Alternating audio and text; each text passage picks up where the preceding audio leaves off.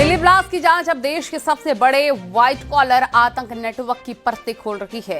एक बार फिर से वही नाम सामने आ रहे हैं। डॉक्टर शाहीन, उसके साथ जुड़े डॉक्टरों का secret module.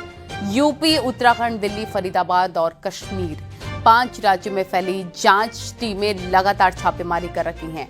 Chatting, call record, फरार डॉक्टर और विदेशी लिंक, हर सुराग इस बात की ओर इशारा कर रहा है कि ये सिर्फ धमाका नहीं बल्कि हाईटेक मेडिकल मॉड्यूल से चल रही एक गहरी साजिश का हिस्सा था। देखिए रिपोर्ट।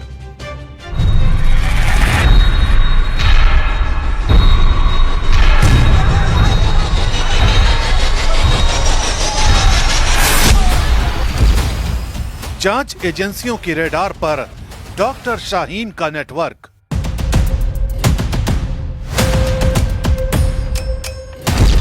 दो 200 से ज्यादा डॉक्टर और स्टूडेंट्स शक के दायरे में।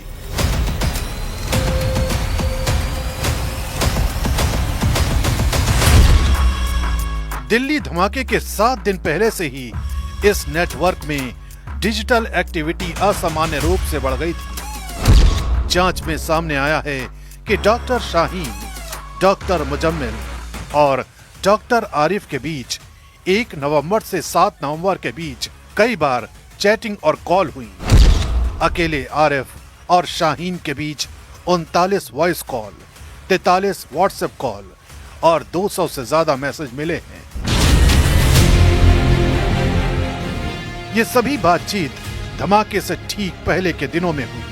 एसटीएफ और स्पेशल सेल ने आरिफ को हिरासत में लेने के बाद उसके अशोकनगर फ्लैट से कई डिजिटल डिवाइस जब्त किए हैं। टीम इन्हीं डिवाइस से पूरे नेटवर्क का डिजिटल ब्लूप्रिंट खंगाल रही है। दिल्ली ब्लास्ट में एजेंसियों की जांच का दूसरा बड़ा एंगल है उत्तराखंड और यूपी का, जहां शाहीन के कई करीबी ट्रेस किए गए हैं। यूपी एटीएस की एक टीम उत्तराखंड में लगातार रेड कर रही है, जबकि दूसरी टीम के टारगेट पर कश्मीर है। शाहीन के सुरक्षित मैसेजिंग ऐप पर मिले डेटा और डिलीटेड चैट रिकवरी से सामने आया है कि उसके संपर्क में कई ऐसे लोग थे जो यूपी और उत्तराखंड में एक्टिव थे। शाहीन का धर्मांतरण नेटवर्क, विदेशी संपर्क और पाकिस्तान से जुड़े चैट्स अब एजेंसियों की जांच के केंद्र में है। सूत्रों का दावा है कि ये नेटवर्क एक संगठित विचारधारा और फंडिंग चेन के तहत काम कर रहा था।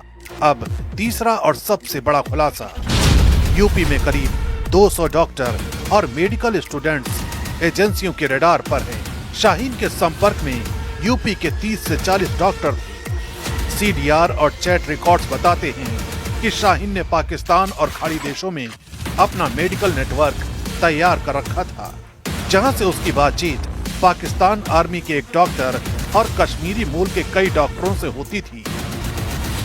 अल-फलाह यूनिवर्सिटी से जुड़े अब कई डॉक्टर गायब हैं। इनके मोबाइल फोन बंद हैं और लोकेशन ऑफ।